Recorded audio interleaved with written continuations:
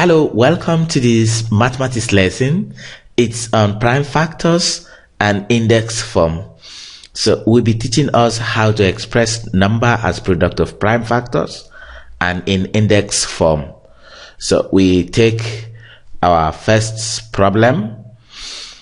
1. Express the following as product of prime factors: A 28, B 75, and C 144. So we start with the first problem there, which is A. In a tabular form, we bring 28 in the second column, and from the prime numbers, 2 can divide 28, so we divide by 2. 2 goes into this 2 gives 1. 2 goes into this 8 gives 4. Therefore, 28 divided by 2 gives 14. Then 2 can divide 14 again. We go with 2. 14 divided by 2 gives 7. And finally, 7 is a prime number. 7 divided by 7 gives 1. Therefore, 28 is 2 times 2 times 7. So we have expressed 28 as product of prime factors. So 2 and 7 are prime numbers. So we go to B, 75. We have 75 in the second column. 2 cannot divide 75. We go with 3. 7 divided by 3 gives 2, remainder 1. That's making 15. 15 divided by 3 gives 5. 3 cannot divide 25 again, but 5 can divide, so we go with 5. 25 divided by 5 gives 5. And finally, 5 divided by 5 gives 1. So 75 is 3 times 5 times 5. 3 and 5 are prime factors. So we go with C. So we have our table. Second column goes in 144. 2 can divide 144. So 14 divided by 2 gives 7. 4 divided by 2 gives 2. Again, we go with 2. 2 goes into 7 gives 3, remainder 1. And 12 gives 6. 2 goes again. 2 goes into 3 gives 1, remainder 1. That's in 16 gives 8.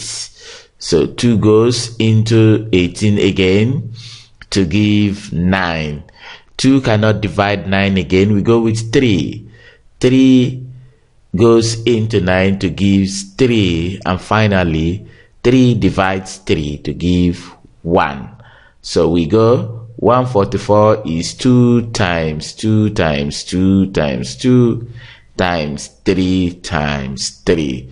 So 2 and 3 are prime factors. So we go to problem 2. Problem 2, express each of the following as product of prime factors in index form. I have 44, 48, and 360.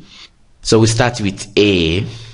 In a tabular form again, 44 here. 2 divides 44, so 2 goes into 44 to give 22. 2 divides 22 again. 22 divided by 2 gives 11. Since 11 is a prime number, so 11 divides 11 to give 1. So 44 is 2 times 2 times 11.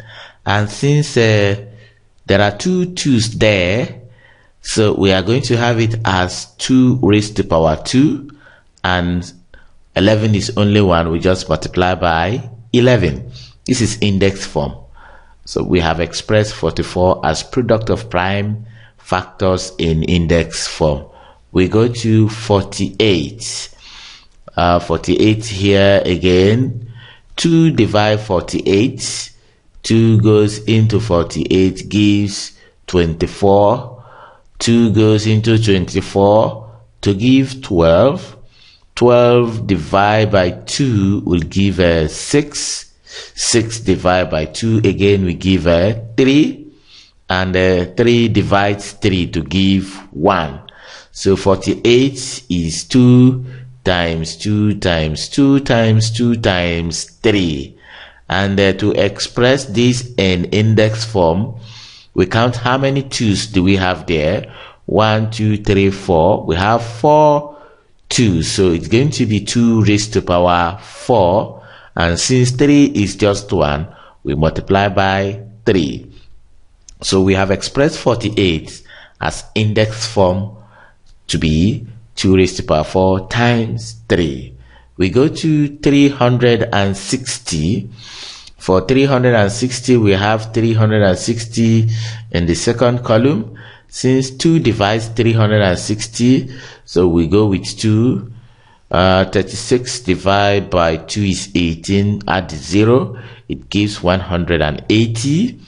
And 18 divided by 2 will give 9. Add 0, that will be 90. 2 divides 90 to give us 45. 2 cannot divide 45 again. We go with 3. So 45 divided by 3 will give 15. 3 still goes into 15. So that will give us 5. And finally 5 divides 5 to give 1. So 360 will be 2 times 2 times 2 times 3 times 3 times 5. So this is product of prime factors. Then in index form, we count how many 2's do we have there. 1, 2, 3. So that's going to give us 2 raised to power 3. And how many 3's do we have there? 2. That will give us 3 raised to power 2. Then multiply by 5, since we have only 1 5. So we have done justice to this problem. This is the end of this lesson. I hope you enjoyed it. Our next video is going to be on common factors and highest common factors. Until we come your way again, goodbye.